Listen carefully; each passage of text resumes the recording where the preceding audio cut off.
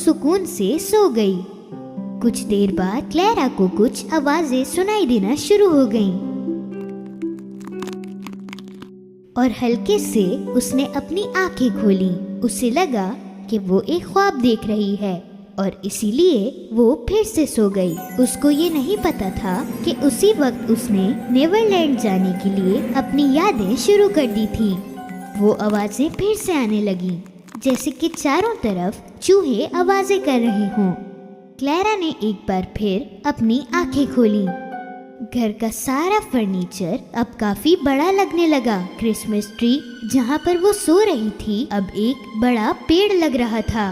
Clara अब पूरी तरह से जाग गई थी और उसी वक्त उसे एक एहसास हुआ कि सारी चीजें बड़ी नहीं हो रही थी, बल्कि वो खुद छोटी हो गई थी।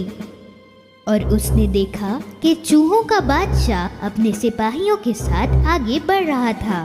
क्लेरा काफी डर गई और वो भागना चाहती थी, पर उन बड़े चूहों ने उसे रोक लिया। उन्होंने क्लेरा को घेर लिया और हल्के हल्के उसकी तरफ बढ़ने लगे। उसी वक्त नटक्रैकर भी जिंदा हो गया। तुम यहाँ क्यों खड़ी हो क्लेरा?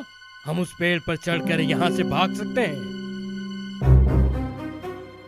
क्लेरा और नटक्रैकर ऊपर चढ़ गए और ऊपर वाली मंजिल पर कूदकर चढ़ गए। हम भागकर कहाँ जाएंगे? ये तो तुम्हारा घर है, तुम्हें ही पता होगी कोई ऐसी जगह जहाँ ये चूहे हमें ढूंढ ना सके। क्लेरा भाग रही थी और नटक्रैकर कहीं नजर नहीं आ रहा था। चूहे घर की चारों तरफ फैल गए थे और वो क्लेरा को ढूंढ रहे थे। तभी नटक्रैकर एक खिलौने की दुकान पर जा पहुंचा। उसने देखा कि काफी सारे छोटे सिपाही खिड़की की तरफ बैठे हुए थे। उसने एक पत्थर उठाया और उस शीशे को तोड़ दिया। सिपाहियों, तुम यहाँ कर क्या रहे हो? मेरी दोस्त क्लेरा मुसीबत में है। चूहों का राजा अपनी फौज के साथ उसे पकड़ने की कोशिश कर रहा है। अचानक वो सारे सिपाही जिंदा हो गए और खिड़की के बाहर कूदकर नटक्रैकर के पीछे भागने लगे। जब नटक्रैकर घर में वापस आया तो घर बहुत फैल चुका था। चूहों ने सारे घर को गंदा कर दिया था।